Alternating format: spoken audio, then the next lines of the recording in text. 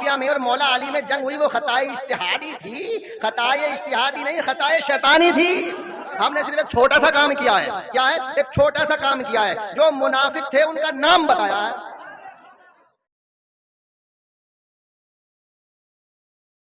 تو آج انشاءاللہ جو بھی بات ہوگی ڈنکے کی چوٹ پہ ہوگی اور قرآن سے ہوگی۔ لوگ پریشان کیوں ہیں کہ قاری احمد حسن قرآن کی آیتیں پڑھ کے دلیل دیتا ہے، اور ہمارے پاس ہے ہی کیا؟ دو ہی تو چیزیں ہیں، قرآن اور اہل بیت۔ ہمارے پاس قرآن بھی ہے، ہمارے پاس اہل بیت بھی ہے، سب ہے۔ اور آج کا جو تقریر ہے انشاءاللہ وہ ہے افضلیت مولائے کائنات علی علیہ السلام۔ محمد مصطفیٰ کے بعد جو سب سے بڑا مرتبہ ہے، سب سے بڑی فضیلت ہے انبیاء پر بھی، وہ ہے مولائے کائنات علی علیہ السلام کی۔ اور قرآن سے ہوگی، کیا ہے؟ قرآن سے۔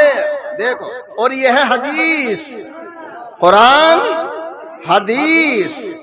بہت دباتے تھے نا یہ پیلے کپڑے والوں پہ فتوے لگاتے تھے تو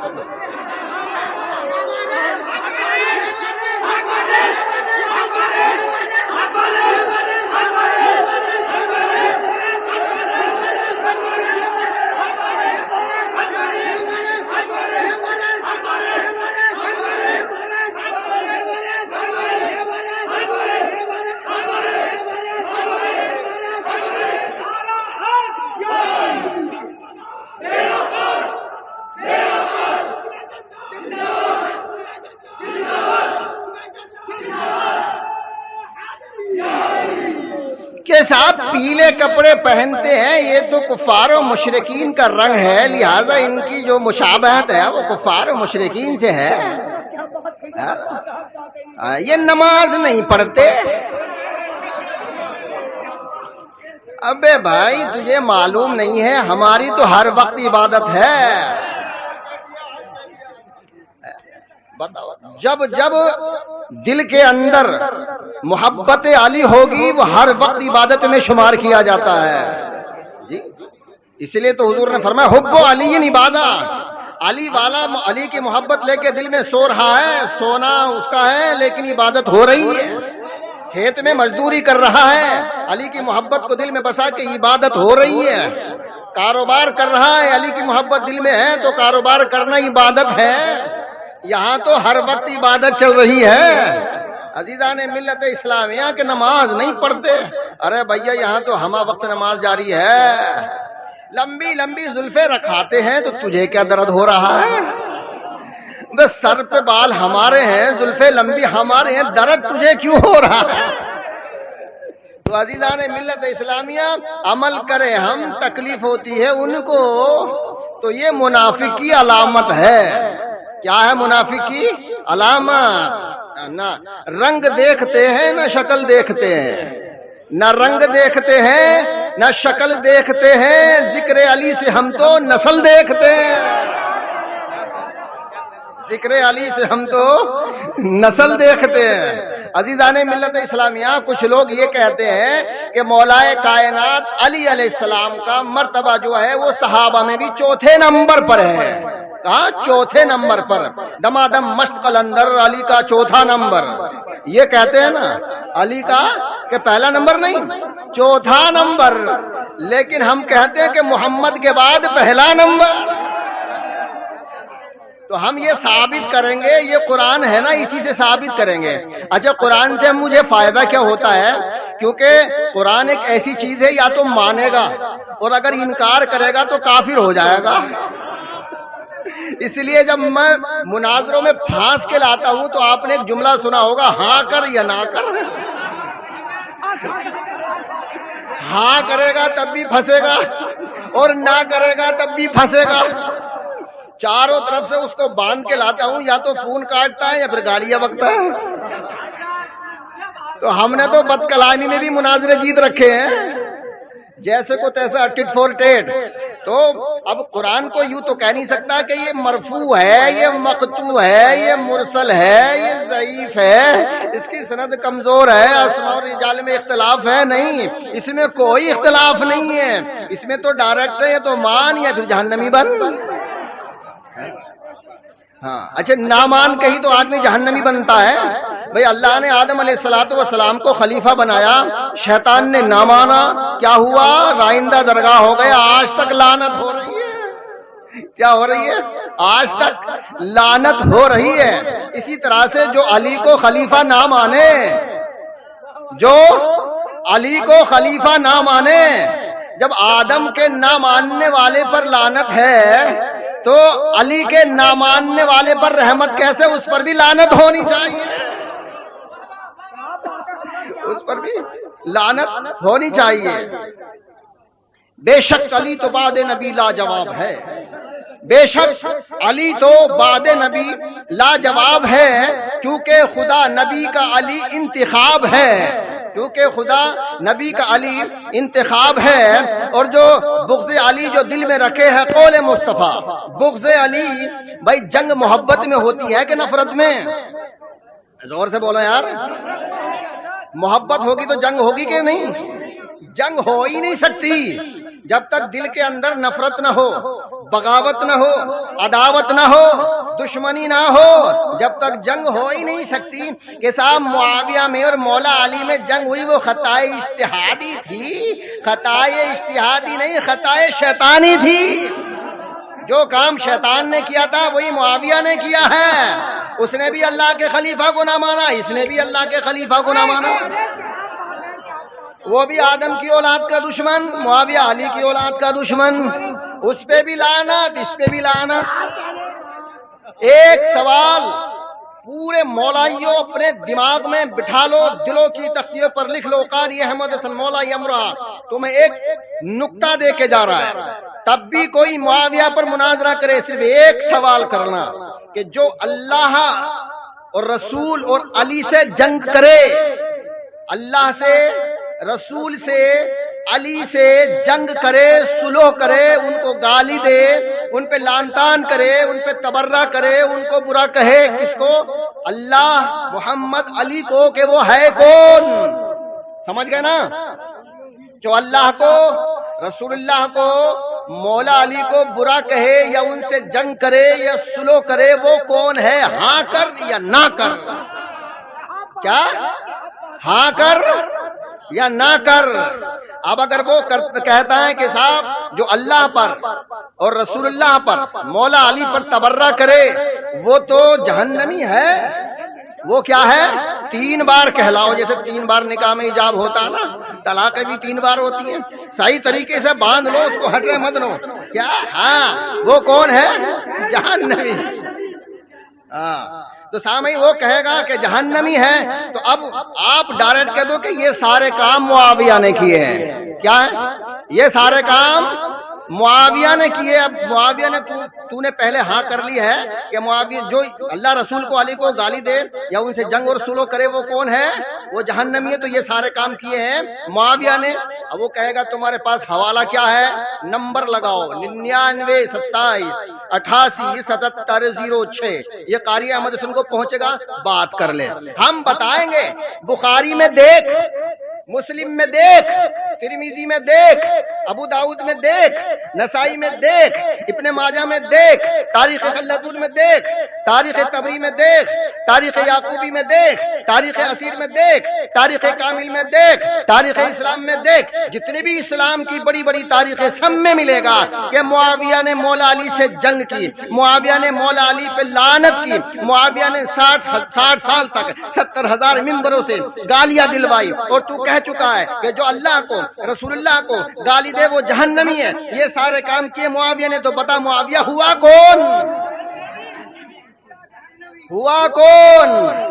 اچھا دوسری بات یہ ہے، وہ کہے گا کہ آج تک کسی نے معاویہ پہ لعنت کی ہے؟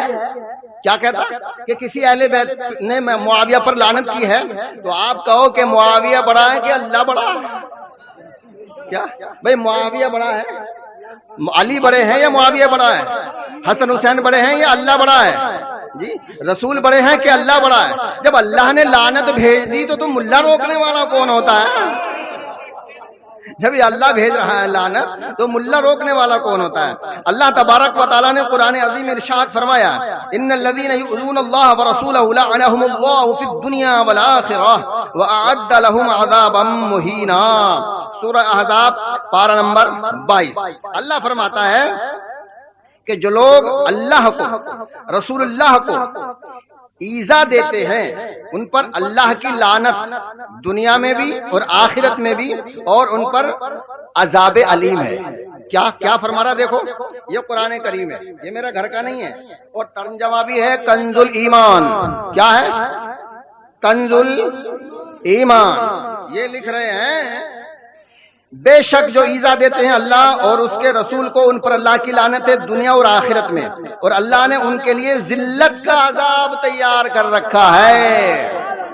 کیا ہے یہ؟ قرآن۔ کیا ہے؟ قرآن ہے یہ۔ یہ پارہ نمبر ہے 22 سورہ احزاب، آیت نمبر ہے 57۔ اب سامعین محترم آپ کہو گے یہاں تو اللہ رسول کا ذکر ہے، علی کا تو ذکر ہے ہی نہیں۔ تو اللہ کے رسول نے ارشاد فرمایا من سب علی فقد سبنی، کہ جس نے علی کو گالی دی اس نے مجھ رسول کو گالی دی، اور جس نے رسول کو گالی دی اس نے خدا کو گالی دی۔ اب بتاؤ، جس نے علی کو گالی دی اس نے رسول کو گالی دی، جس نے رسول کو گالی دی اس نے خدا کو گالی دی۔ تو بتاؤ خدا کو گالی دینے والا کبھی جنتی ہو سکتا ہے؟ رسول کو گالی دینے والا کیا جنتی ہو سکتا ہے؟ علی کو گالی دینے والا کیا جنتی ہو سکتا ہے؟ اور خدا اس پہ لعنت بھیج رہا ہے۔ خدا کیا کر رہا ہے؟ خدا اس پہ لعنت بھیج رہا ہے۔ اب ہم نے جو سب سے بڑا کام کیا ہے وہ یہ ہے کہ دیکھیے قرآن پرانا ہے۔ کیا ہے؟ قرآن پرانا ہے۔ ہم نے آنکھیں کھول کے دیکھی تو ہمارے گھر میں یہی قرآن پڑھایا جاتا تھا۔ حدیثیں ساری پرانی ہیں، کعبہ پرانا ہے، مدینہ پرانا ہے، دین پرانا ہے، سب کچھ پرانا ہی تو ہے۔ کربلا پرانی ہے، زمین پرانی ہے، آسمان پرانا ہے، چاند سورج ستارے شجر و حجر برگ و ثمر سب پرانے ہی تو ہیں۔ سامعین محترم، تو پھر ہم نے ایسا نیا کام کون سا کر دیا کہ قاری احمد حسن کا پوری دنیا میں نام ہو گیا؟ ہم نے صرف ایک چھوٹا سا کام کیا ہے۔ کیا ہے؟ ایک چھوٹا سا کام کیا ہے، جو منافق تھے ان کا نام بتایا ہے۔ لوگ ڈرتے تھے، گھبراتے تھے کہ یار نام بتا دیں گے جھگڑا ہو جائے گا، نام بتا دیں گے دشمنی ہو جائے گی، تو ہم نے سوچا کہ کوئی نہ کوئی تو نام بتانے والا ہونا چاہیے۔ ہم نے جب نام بتانے شروع کیے تو مولویوں کو پیٹ میں درد ہونے لگا، گھبراہٹ ہو گئی، پسینہ آ گیا کہ اب کیا ہوگا، اب کوئی سبیل نہیں ہے۔ بس صرف ہم نے جو منافق تھے، غدار تھے، ان کے نام بتائے کہ یہ ہیں دشمن، ان پہ بھیجو لعنت۔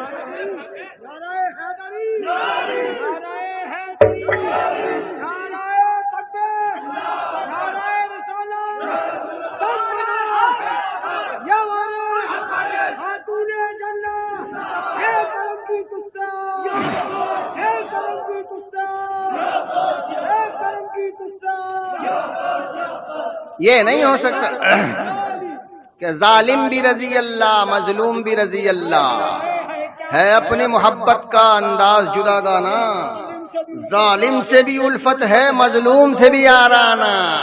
ہم حسینی بھی ہیں لیکن جہنم میں یزید کو بھی نہیں بھیجیں گے۔ جھگڑا تو یہی ہے۔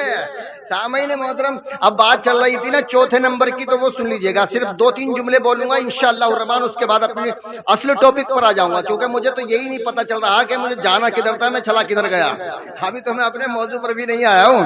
سامعین محترم، چوتھے نمبر پر نہیں، صحابہ میں سب سے پہلے نمبر پر، اور رسول کے بعد بھی مولا علی انبیاء کرام پر فضیلت میں پہلے نمبر پر۔ صحابہ وہ ہے کہ جن کے سر رسول کے قدموں پر ہو۔ صحابہ وہ ہے کہ جن کے سر رسول کے قدموں پر ہوتے ہیں۔ اہل بیت وہ ہے کہ جن کے قدم رسول کے کاندھوں پر ہوتے ہیں۔ اب بتاؤ کہ جن کے سر رسول کے قدموں پر ہیں وہ افضل ہیں، یا جن کے قدم رسول کے کاندھوں پر ہیں وہ افضل ہیں؟ تو آپ ایمانداری سے بتاؤ، صحابہ افضل کہ اہل بیت افضل؟ ہاتھ اٹھا کے بولو۔ اہل بیت ماشاءاللہ، مجھے بہت مزہ آ رہا پڑھنے میں، آپ کو مزہ آ رہا سننے میں۔ مولا علی بڑے خوش ہو رہے ہوں گے، سنانے والے سے بھی اور سننے والے سے بھی ماشاءاللہ۔ تو عزیزان ملت اسلامیہ، مولوی چھپاتا ہے۔ کیا مولوی چھپاتا ہے؟ اگر حق بتائے گا تو اس کا بھی سوشل بائیکاٹ کر دیا جائے گا۔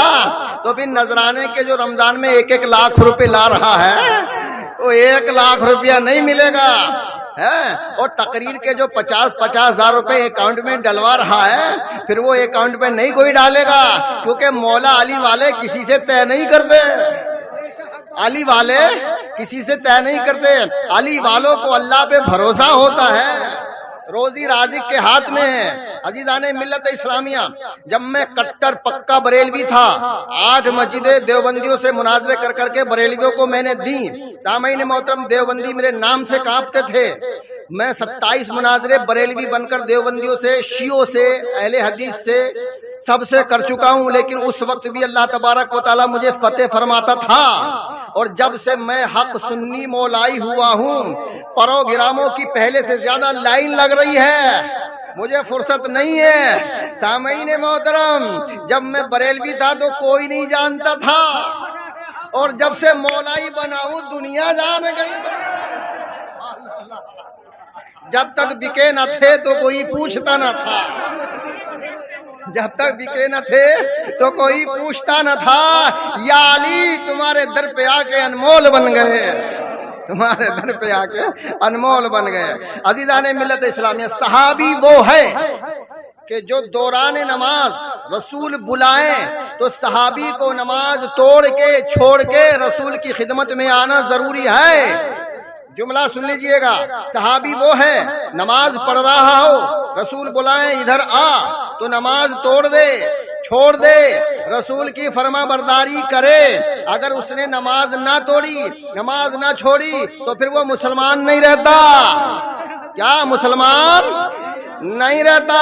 اہل بیت وہ ہیں کہ رسول نماز پڑھ رہے ہوں، مسجد نبوی ہو، ظہر کی نماز ہو، دوسری رکعت ہو، دوسرا سجدہ ہو، اہل بیت اگر پشت پہ آ کے بیٹھ جائیں تو نماز توڑنا ضروری نہیں، لمبی کرنا ضروری ہے۔ نماز توڑنا نہیں، چھوڑنا نہیں، لمبی کرنا ضروری ہے۔